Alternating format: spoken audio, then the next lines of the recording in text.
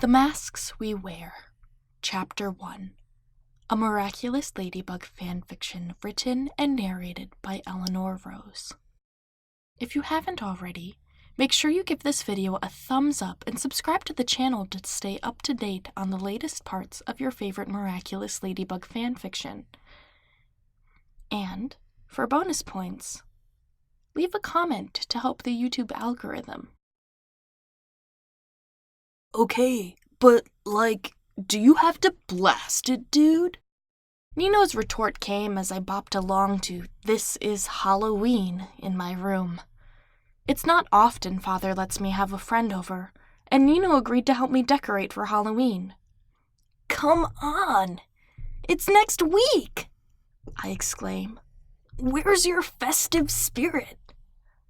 Dude, we aren't some cringy Americans, Nino says, not looking up from his phone. Okay, Mr. I Hate Fun. I'll start calling you Hawkmoth. No, Hawkmoth wears a mask. He's festive. Mr. Agreste would suit me better. My jaw drops, a devilish farce of taking it personally before I crack a laugh. Wow, I am so sorry, Nino says, slapping his hand over his mouth. I know he didn't mean it, but it's nice to make him sweat. I didn't mean that. It just slipped out. I clear a chuckle out of my throat before turning back to the shelves. I know quite well how stubborn my father could be, like sitting on the toilet the morning after gorging yourself on cheese for dinner. You know, I bet Alia would love to celebrate, I suggest. That'll get him in a festive mood. She could be a bit overbearing, but no one knew how to get a party started like Alia Césaire. And Ladybug. What? I nearly drop my ribbon, feeling my face grow hot at her name. Why would she? Because she wears a mask. Oh, that's what he meant. Doesn't that mean Cat Noir would too? I joke, hoping my face hadn't flushed. I don't know if I'm in love with her, although I've certainly proclaimed it over the 2 years we've worked together. But the thought of her makes my fingers go all tingly from how much I want to be with her in all of her loveliness. On a different note, she'd be so terribly mad if I used my mask for such an occasion. I tried last year, and it resulted in an Akuma victim because they were sad I went to one kid's party and not the other. No, dude. A black cat out and about on Halloween is just asking for trouble. We laugh at his retort, and I return to pinning ribbon, head still full of Ladybug. As much as I hate that Paris has a terrorist, it's nice that I have an excuse to see her so often. If Hawkmoth weren't tearing victims from disgruntled emotions, we'd have never met. And while I want to catch the guy, it makes me wonder if swallowing a bowling ball would sit lighter at the thought of never seeing her again. But alas, I digress. Okay, well, Nino says, catching me out of my thoughts and toppling me back to reality. She's on her way. Tell her to use the service entrance so Natalie won't see. Dude, you said your father would be okay with company today. I purse my lips and sigh. Yes, but I don't want to push my luck. I don't think Father's bipolar, but he's had dramatic mood snaps since my mother disappeared. Hey, do you think Carapace is cool? The question catches me off guard. Yeah? Why do you ask? Alia insists he is, but I think she's a bit biased. Biased how? He looks away like a child hiding purple-colored lips after insisting they didn't swipe a grape lollipop from the teacher's desk. Because she likes superheroes, you know? So, all of them are cool to her. Well, I mean, yeah, he is, I guess. Why? Why is he cool? Because I work with him time and again, and we've literally had the best heart-to-hearts that two masked brothers could have. If it weren't for Nino, I'd call Carapace my best friend. Next to Ladybug, of course. He's great at teamwork. Teamwork? Yeah, and look at how he works with Reina Rouge. They move in a way that could rival Ladybug and Cat Noir's relationship. Not that anyone could possibly be better than my lady and me, but I'll admit I'm biased. As if on cue, branches sprout through the Eiffel Tower. Ah, yes, Akuma time. I open my mouth and search for a reason to slip out that I haven't used already, but Nino speaks first. I need to go check on Alia, he said, springing up. I'll run down to the service elevator. You should lock yourself in the bathroom. I comply, grateful for a reason to excuse myself instead of blundering my character with another lie. Can we take a snack break first? Plag says as soon as Nino's gone. I could really use some camembert. Typical. Plag? I say, ignoring his usual antics. Claws out! It's been 2 years, but the transformation still takes me off guard. The rippling of change that holds me like a warm hug as magic does its thing. Well, at least I think it's magic. I never got a clear answer from Master Fu, and Plag is of no help when questioned about anything other than the history of cheese and the last time he ate. I make my way to the scene, grateful it's cleared out. Sometimes tourists try to stay close, as though being involved in a terrorist attack is some twisted bucket list ideal. Honestly, if I ever find a pin like that on Pinterest, I'll report it. My ears twitch and, naturally, my heart rate increases. Ladybug. She's here. I look around, eyes landing on a red blur. There aren't any witnesses to the smile that grows on my face, but it's present nonetheless. Another tree in a forest of affection for my lady, if you will. I make my way over to crack a joke, but am rudely interrupted by a tree that sprouts up out of nowhere. Am I to blame for choosing my analogy? Cat! I hear, and suddenly I'm hyper-alert. It wasn't her usual greeting or cry for attention. She's worried about something. Is it me? Am I what she's worried for? I brush off the warm glow the idea gives me and clear my throat. I'm all right. Where should we meet? I call back. No response. I'm struggling through the branches 22 meters in the air, and while I'd like to use my cataclysm, I have yet to spot the akumatized victim, and as such have no idea how long this will take. On top of that, I don't have any spare camembert with me, as Nino was around earlier, and I didn't want to smell like an old man's abandoned lunch. Nino's a great friend, but I don't want to push the limits of our bond, especially when he's innocently commented on it around me before when he didn't realize I was carrying the smelly equivalent of devil's poop in my pocket. There you are! Ladybug's face pops out from behind a leafy branch and I nearly topple over, my entire body reacting to her existence. She looked lovely today as well, with her hair in her trademark ponytail. She'd switched to that style about a year ago, and maybe it's because I'm a nerd, but it's driven me absolutely bonkers ever since. What do we know? Parks and Rec had a bad day. Rowdy kids? No, the mayor turned down a beautification idea that would put in an extra 600 trees around the city. Any ideas where the Akuma is? I haven't seen her yet, so I couldn't tell you. Another tree sprouts up about 60 meters away, accompanying the 7 or 8 ones that have popped up over the last 6 minutes. I reach for the baton fastened at my back, but to my surprise, Ladybug wraps her arm around my waist, brushing my fingers mid-reach and sending electricity through me. My mind goes blank as my ligaments tingle with desire and I swallow, focusing myself back to what's important. I move my hand up her back to lock my elbow around her shoulder, knowing that she means to take us both out of the tree via yo-yo. It makes sense, considering how far away the next sprout is, but it does slightly unnerve me each time she does something like this, as I have to battle between enjoying the moment or focusing on taking out a literal terrorist.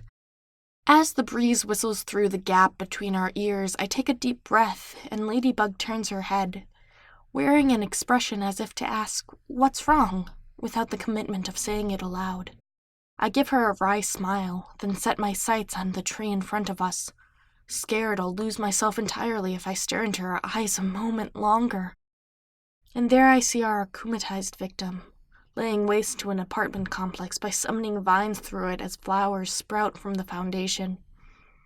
It's a shame Ladybug put the kibosh on my Instagram account, because taking 20 seconds to pose on the street with this in the background would make a great dystopian-themed picture.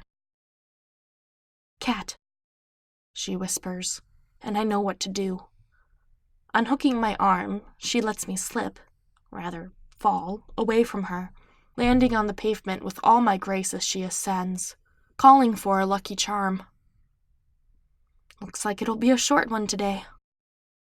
"Cataclysm," I murmur, trying not to draw attention to myself as I attack the root of the problem.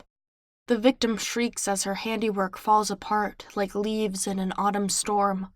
I look up to see Ladybug head-to-head with the arborist, and a moment later see her snap something, although I can't see what it is from here. I lean on my baton like a cane as her Miraculous heals the city, noting my house had briefly been redecorated with a woodland aesthetic during the battle. Whoops.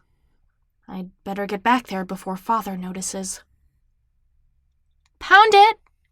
Ladybug says, swinging in. I might be the cat, but all the grace went to her, it seems. Her movements are so natural you'd think her a hero of some kind, which I know sounds redundant, as she literally is one, but she moves differently than the other heroes we've worked with over the years.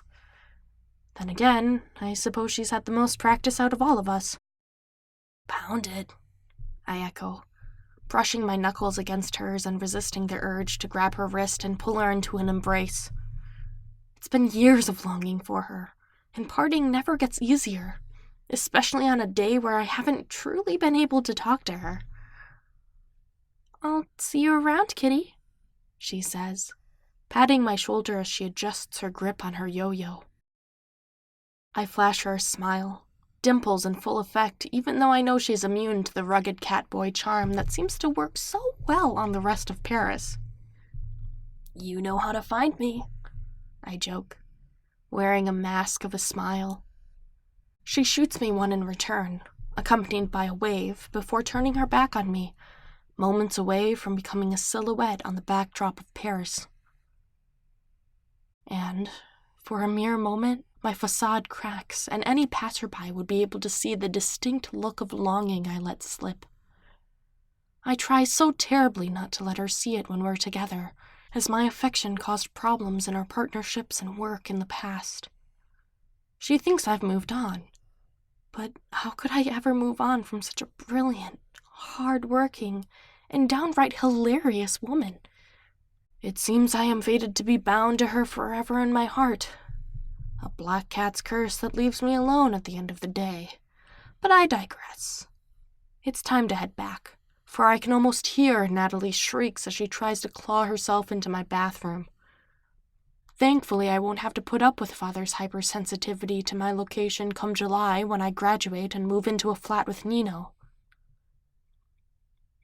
I slip in through the window, moments away from detransforming naturally, and Plag kicks up a fuss for Camembert when I do so. I'd hoped he would want to shake things up a bit by now, but it seems like Akwami's cravings last for eons. Then again, Plag is a bit of an unreliable source, so I don't know if all Kwamis have a specific cure-all, or if it's just him.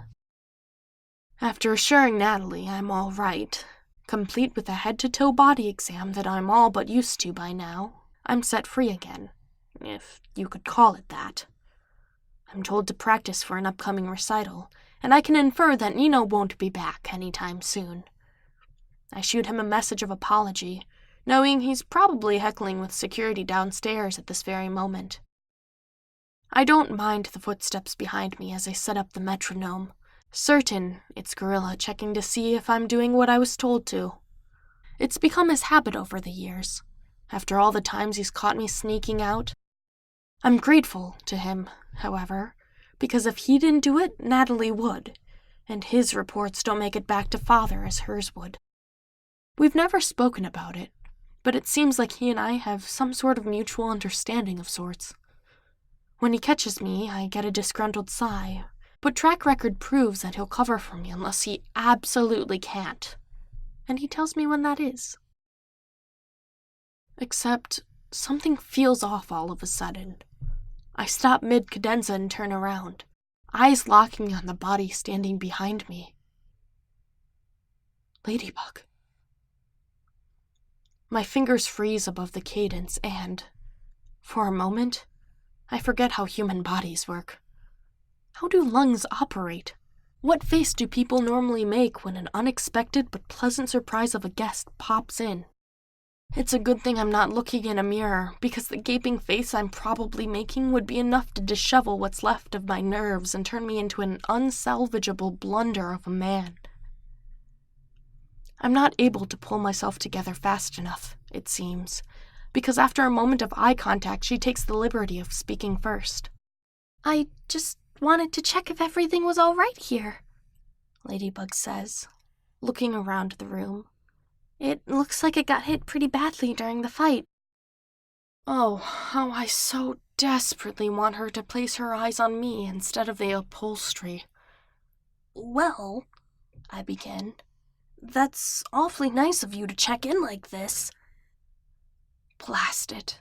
Do I have to sound like a customer service rep on the few occasions I get to talk to her without the mask on?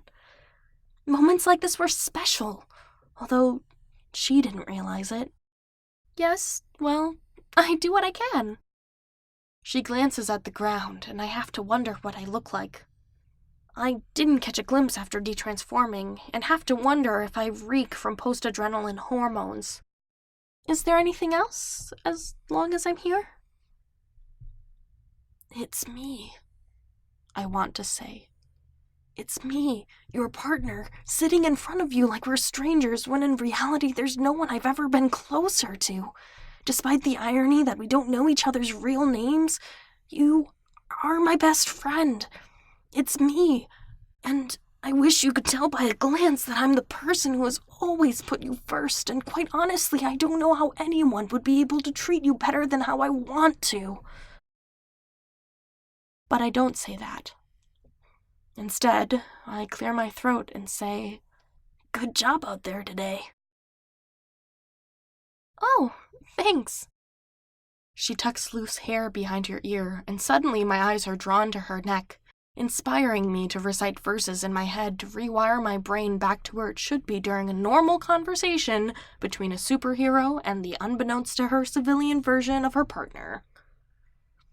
An awkward moment of time passes between her words and my next sentence, so she takes a step to the side as though she's going to leave. "Wait!" I say, a bit too enthusiastically.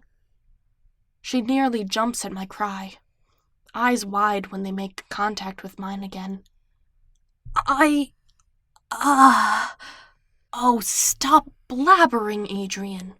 This is why I'm so awkward at parties. Would you care to listen? I gesture to the piano. I've got a recital coming up, and I'm not comfortable playing it in front of other people yet. It's not entirely false, but Ladybug isn't other people. It'd be easier if she was, but performing in front of her would be the ultimate test of nerves. Oh, no. What if she says yes? I just dug my own grave. That, and she probably has better things to do than hang around to listen to some civilian play the piano. She could just plug in headphones or something, and get something done elsewhere if she wanted to hear this song. My throat suddenly feels bruised, like I'd choked on stones before starting my day, and... Oh, sure. Her response takes me off guard, as if that's possible once you consider how high my nerves are already. I'm sorry, what? I reply. Yeah, I'll listen. She gestures to an armchair a meter or two away. May I? Yeah, sure. I watch as she walks over and sits down with the charisma of a pageant queen and realize I don't know her history when it comes to the piano. She's not a terribly judgmental person, from what I gathered with my time as Cat Noir. But what if she happened to be a competing pianist? Well, that would be exciting because then we've probably run into each other at competitions without knowing it. The thought just about fries my last nerve. I can't do this. She'd hear every mistake and silently lower her views of me. I'd rather let my competition titles speak for me than prove myself a competent musician in front of her. What are you playing? I look over at the sheet music, sick to my stomach and wishing I'd practiced more, when the half-hung Halloween decorations catch my eye. Actually, I say, how about something a little more festive? I make a show of tossing the music to the floor before realizing that I'm only Adrien Agreste, not the flamboyant Cat Noir. Festive? It's Halloween season, Wow, it sure is hard to turn that part of me off. My lovely listener, I correct myself. Do you celebrate? Do you think I do? She asks, propping her elbow on her knee as she leans forward, resting her head on her hand. Well, you do wear a mask. Something tells me Halloween is more up Cat Noir's alley. Well, she wasn't wrong. And why's that? Wouldn't a black cat just be trouble? Oh, he's trouble every day, but he knows how to have a good time. My heart swells at the smirk she wears while thinking of me. Ladybug has not once given me reason to doubt that she likes me as a person and as a partner, but it's nice to have some verbal reassurance time and again. That's fair, I say. He's the life of the party. He can be a little too much at times, she says, taking a sharp breath through her nose like she's going to sigh, and my stomach clenches up. But I wouldn't trade him for the world. I turn to the piano, a feeble attempt to hide the grin I'm wearing. I don't even need to try for dimples when my heart is soaring like this. Although, if she's immune to Cat Noir's charm, there's no use trying as Adrien Agreste. So, I begin, tapping the keys. This is called Reflex Nightmare. Ooh, it sounds scary.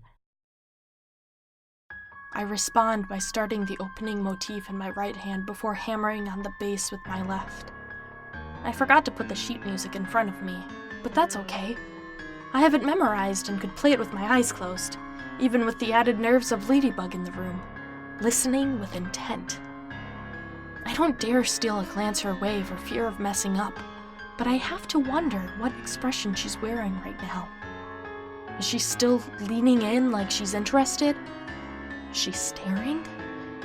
Or perhaps she's leaned back into the chair with her eyes closed, listening. It is a comfy chair, after all, and I've fallen privy to its charms time and time again. Focus, Adrien, focus, I tell myself. Your interpretation is all over the place. Focus on the dynamic contrast. Sheesh. You're a better musician than this. My eyes catch her movement as she crosses in front of the piano, and I all but slip up. We don't say anything to the other as I continue onward, but I'll admit I'm curious. To my surprise, she takes the abandoned Halloween decorations and resumes pinning them up. Oh, that's thoughtful of her. But now I'm worried I won't be able to focus on homework tonight. I'll be too busy staring at the decorations and thinking of her. But, alas, that's a personal problem. I move toward the final repeat of the piece, trying to not let myself get held up on the notes I've missed and the cadences I could have performed differently. She seems to be enjoying it, hips swaying back and forth in halftime to the music, a metronome for my downbeat and fourth pulse. I close my eyes and finish the piece, not allowing myself to get distracted further, which is hard, because she's literally all I ever want to think about, and through some random happenstance is here, in my bedroom, decorating for my favorite holiday despite France's lack of enthusiasm for it. Thank goodness my 16th notes remained steady this whole time. With my heartbeat racing like this, despite the adrenaline wearing off, I was worried I'd rush the piece, but it looks like my years of nerve-filled practice in front of Father finally paid off. "I like that," Ladybug says as I close the lid of the piano. It takes me off guard and I catch my fingers in the frame, inhaling sharply as I whisk them out from under the weight. Her eyes widen and she steps over, taking my hand in hers. "Are you okay?"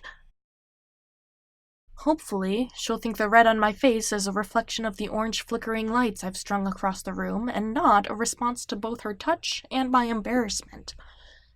"Yeah, I'm fine," I hear myself say, on autopilot at this point. Ladybug never lets me get this close to her as Cat Noir unless something bad has happened or we're traveling together. Well, that's not true. I never let myself get this close as Cat Noir, for fear of my emotional mask cracking and troubling her with my gaze. But right now I can count the freckles peeping out from under her mask and not get called out by her exasperated sigh telling me to focus. Her eyes flick from my fingertips to my gaze, and I must turn a deeper shade of pink because her cheeks flush as well. Oh, dear. I've made her uncomfortable. I draw my hand away instinctually, perhaps a bit too harshly, and she presses hers to her chest. We're both looking away from each other at this point, and I feel horrid for putting her in an awkward situation because I couldn't control my gaze. "Thank you for the song," she says, still looking away. Yeah. Thanks for listening. And decorating. You didn't have to do that." "Oh, no problem." Still no eye contact. Silence falls between us, and I'm all but berating myself for being so awkward. "Well," I begin. "I should get going," she exclaims, a bit too loudly. Yeah, she's feeling awkward as well. Sorry, my lady. Your partner isn't as cool as everyone thinks he is. "Thanks for stopping in," I say, and all of a sudden I'm a bit too self-conscious of my hands. Where do I put them? Should I cross them? No, that'd look like I'm upset or something. Fist bump? No. I instinctively flare up with jealousy. That's a Ladybug and Cat Noir thing. I see the irony, but I don't want to lose how special that is to me as partners. I settle for a shoulder pat, instantly regretting it as she stiffens to the touch. Great. I didn't realize it was possible to be more awkward, but here we are. She places her hand atop mine, and I could swear time stopped for a moment when her eyes met mine. "I'll see you around, Adrien," she says, giving me a light squeeze before brushing my hand off and making her way to the window, not knowing how good my name sounds rolling off her tongue. "Yeah, see you around." My voice is a bit weaker than normal, despite my strong heartbeat. It catches her attention, and she turns to look at me, flashing a wry smile accompanied by a small wave before she takes off, leaving the same way she probably came in. I collapse onto the couch, deaf to whatever Plague was kicking a fuss up about. My hand still burned from her touch, and I pressed it into my chest, replaying the moment in my mind. She talked to me, had a moment with me, not Cat Noir, who she'd bonded with circumstantially, but talked to me, Adrien Agreste, and not as a fan. I've only ever seen her fangirl over Jagged Stone, so it's safe to say that she wasn't abusing her mask to check up on an idol. Then again, I wouldn't mind if she was a fan of mine. I have no problem being on her mind. I hear Plag sigh in defeat, knowing I'm useless when I get worked up like this over Ladybug. She'd probably been here for all of 8 minutes, if that, but I'd probably replay those moments for hours upon hours over the next few weeks. Sorry, buddy. I've got it bad for her. I turn my head into the upholstery and close my eyes, savoring each replay. Should I be practicing right now? Yes.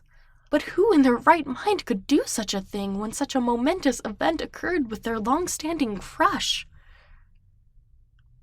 I don't know how long I laid there giggling, but the events of the day caught up to me. I used a fortnight's worth of adrenaline in a mere 2 hours, and it's taken a toll on my body. I'm dozing, fighting off sleep to relish in my moments spent with Ladybug. But, as it often does, sleep wins the duel and takes over, blanketing me in sheer contentness that hasn't touched me in quite some time. And I fall asleep, immune to whatever the world may want to throw my way. Will I be up at midnight thanks to this ill-timed nap? Absolutely. Do I care? Not a bit. Let Father get upset. Let Natalie lecture me. It's all right. I can handle it. With Ladybug in my life, I can handle anything. End of chapter. Stay tuned for Chapter 2. And if you haven't already, make sure you subscribe to this channel, hit that bell for notifications, and leave a comment down below to help the YouTube algorithm. And also, I just really like hearing from you guys. Pretty sure I have a dopamine addiction. # my bad. Anyway, I'll catch you guys in the next part.